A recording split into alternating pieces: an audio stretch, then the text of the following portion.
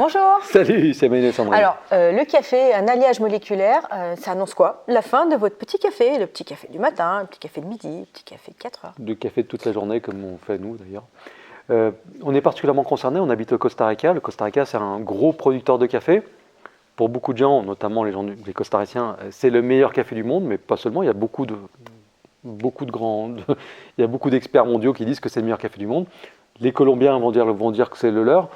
Le fait est que la plus grosse partie du café costaricien est exportée. En fait, il y en a très très peu qui restent pour être consommés sur place. Il y a quelques marques, nous on consomme du café costaricien, mais la plus grosse partie du café, en fait, il est importé d'autres pays d'Amérique centrale, notamment de Colombie.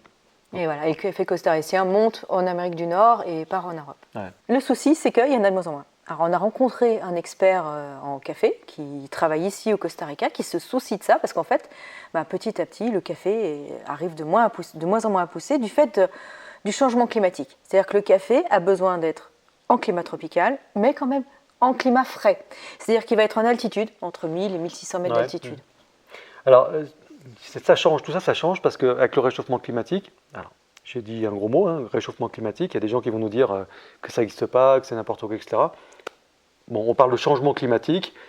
En Amérique centrale, ça se traduit par du réchauffement climatique. Et ceux qui n'y croient pas, ils n'ont qu'à parler à des gens aux agronomes, par exemple, qui sont directement concernés, qui sont en train de se battre contre la disparition de certaines espèces, notamment le café. Il y a des gens qui annoncent dans quelques décennies la disparition du café, notamment de l'arabica, à cause du changement climatique. Aujourd'hui, ils sont obligés de cultiver de plus en plus haut pour pas qu'il fasse tout simplement trop chaud. Parce que le café ne peut pas pousser. Donc ça, c'est la première option. Ils cultivent de plus en plus en altitude pour avoir la bonne température. Ou alors, il y a des nouvelles façons de cultiver. C'est de cultiver à l'ombre, c'est-à-dire associer le café à d'autres arbres qui sont plus grands, qui vont faire de l'ombre, qui vont donc abaisser la température des plants de café. Mais la contrepartie, c'est que la production est moins importante. Donc, il y en a moins. Donc, c'est quelque chose qui se raréfie. Et donc, c'est un produit qui devient de plus en plus cher et qui va devenir encore plus cher et qui va être réservé à une ultra-minorité de personnes ultra riches. Voilà. Donc, il y aura de moins en moins de café. Pour tout le monde, ça sera de plus en plus cher. Et pour beaucoup, ça sera tout simplement trop cher. Donc, il va falloir trouver des solutions pour remplacer le café. Alors, c'est vrai que nous, penser vivre sans café, c'est quelque chose qui est difficile. Moi, c'est impensable. C'est impensable. Voilà. Donc, on va en mettre dans le jardin.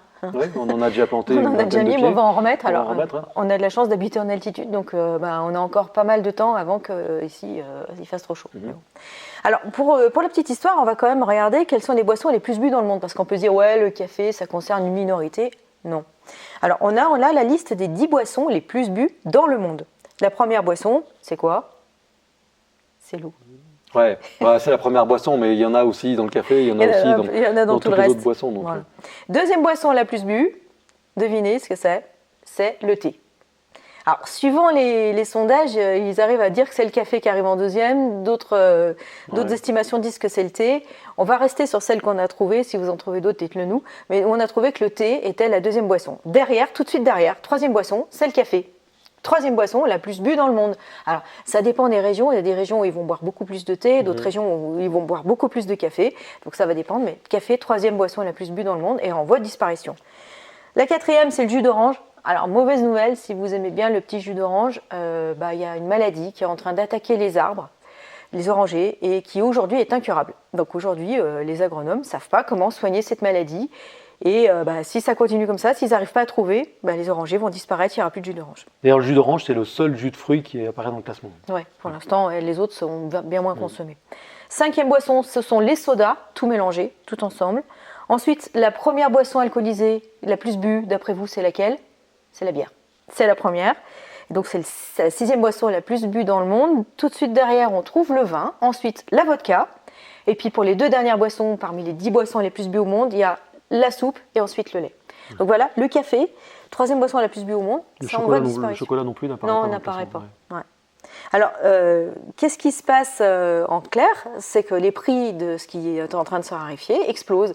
Et donc, les gouvernements, ils ont besoin de justifier ça auprès de la population. Parce qu'imaginez, il va falloir dire à la population, alors là, mes petits gars et mes petites nénettes, le café, ça devient un produit de luxe, vous n'allez pas pouvoir en boire. Ouais. Donc ça, c'est un petit peu une question que les gouvernements se posent à chaque fois qu'il y a un produit qui se raréfie. Il y a une demande, la population en veut, ils ont l'habitude ou ils en ont besoin.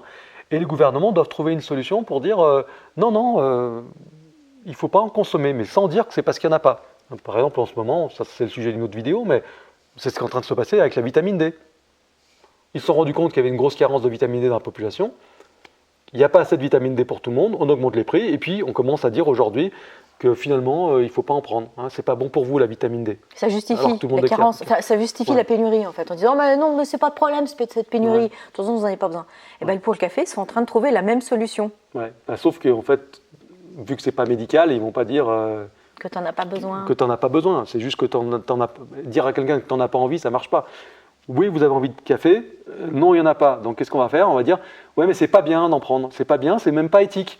Pourquoi? Parce qu'en fait, on est obligé de déforester, de couper des forêts, en gros, pour planter du café. Donc ça, c'est pipeau, mais bon, voilà. Ils vont interdire d'ici à fin 2024 en Europe l'importation des produits issus de la déforestation. Donc en fait, c'est le gros argument pour dire le café c'est pas bien parce qu'il faut couper des arbres pour faire pousser du café, que ça soit clair. Et c'est pareil avec le cacao d'ailleurs.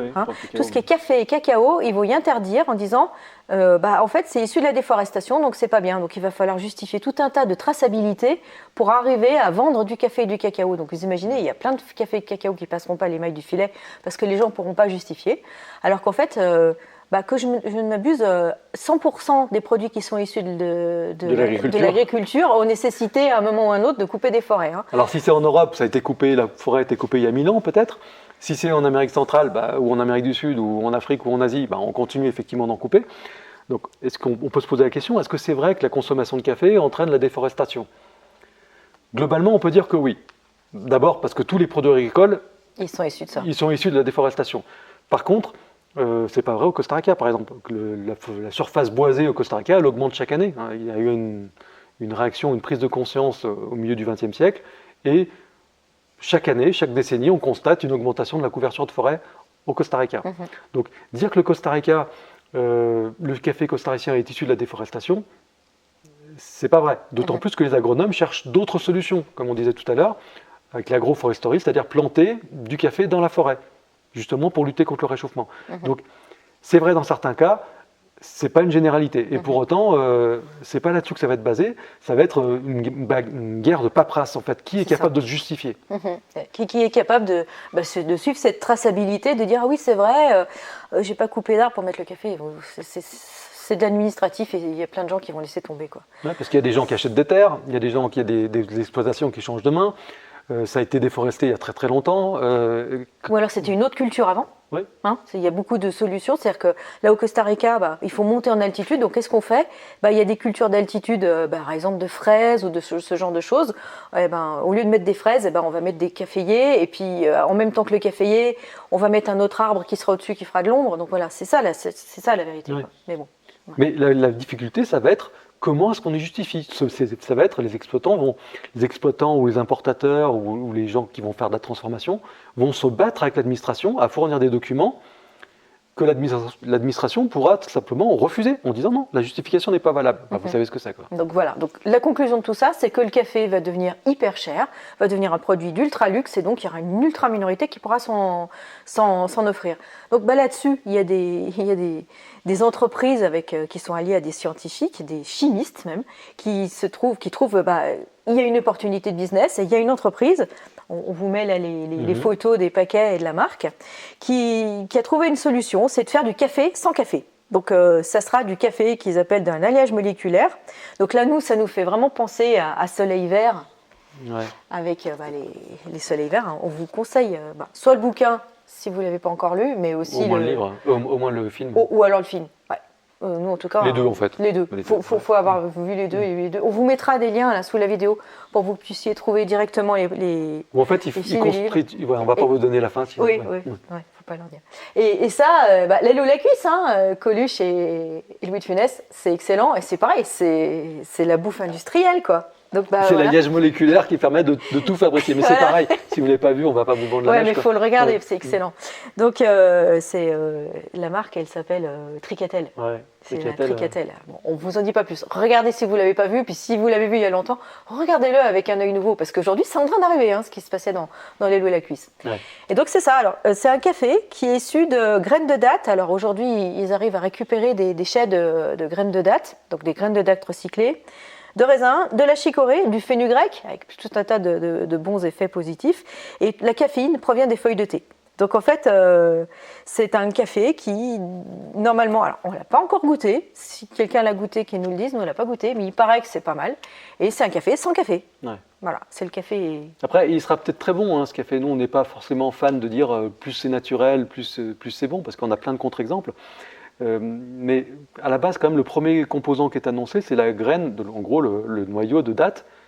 C'est de la poubelle, hein, on va dire. Déjà, le premier abord, c'est de se dire, on va remplacer le café par de la poubelle. Ouais. Des choses, des déchets dont on ne sait pas quoi faire. Peut-être même que ces industriels vont se faire payer pour débarrasser des noyaux de date. Mhm.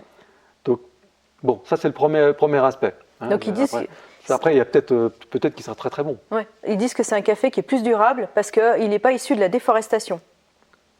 Donc ils argumentent que c'est un café qui sera non issu de la déforestation. Mais là, moi, Là, on est dans le marketing, quoi. Bah oui, on est dans le marketing parce que ça soit clair. Les dates, il va falloir les faire pousser. Et au bout d'un moment, il n'y aura plus assez de déchets parce que s'ils doivent adresser la demande mondiale de café, et la demande mondiale de café, elle est énorme.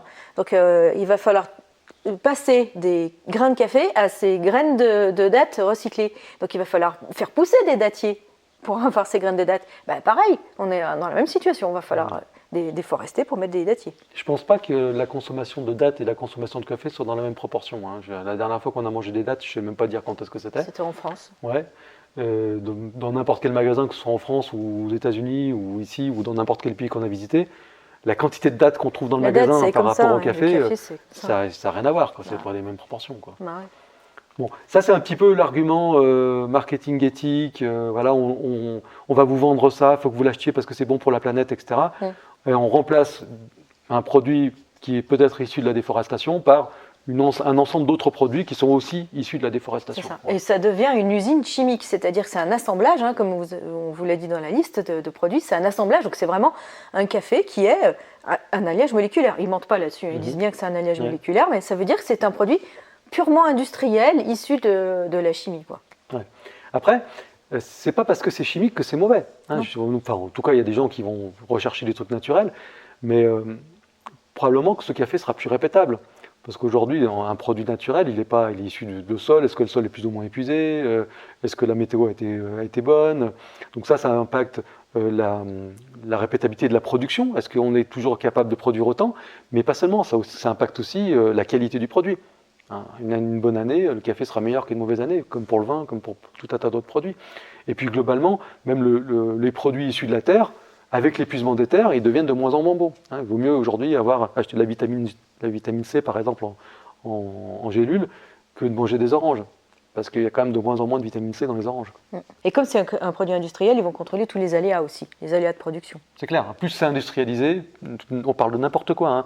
Quel que soit le produit, que ce soit un produit qui se mange ou un produit n'importe, plus il est industrialisé, plus ce sera répétable. Même au niveau de l'agriculture, un produit qui pousse dans un substrat sera plus répétable qu'un produit qui pousse dans la terre. Donc quand on dit il a tant de taux de caféine, ça sera plus vrai sur un produit industriel que sur un produit agricole. Ouais, c'est ça, parce que de toute façon, ils vont le doser à partir des feuilles de thé. Voilà. Mais par contre, ce n'est pas un produit que vous allez pouvoir faire pousser dans votre jardin, comme nous on le fait quand on a nos caféiers dans le jardin.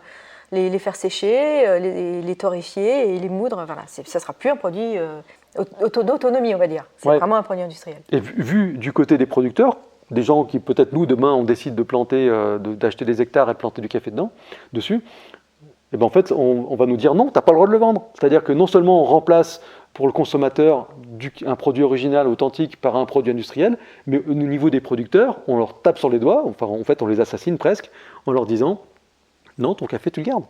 On n'en veut pas. Tu ne peux pas justifier, tu n'as pas envie de te coltiner des tonnes de paperasse pour nous justifier que tu n'as pas déforesté, donc tu le gardes, ton café. Ou alors, c'est un café de luxe et d'ultra bon goût, et à ce moment-là, on va vous dire ouais, là, tu as une filière de vente, là, tu sais, pour les trucs de luxe, là. On va les garder pour nous, ces paquets de café. Donne-les.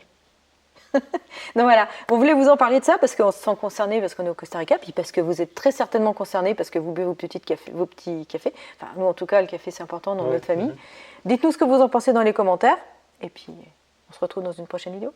À bientôt. Bye. Salut.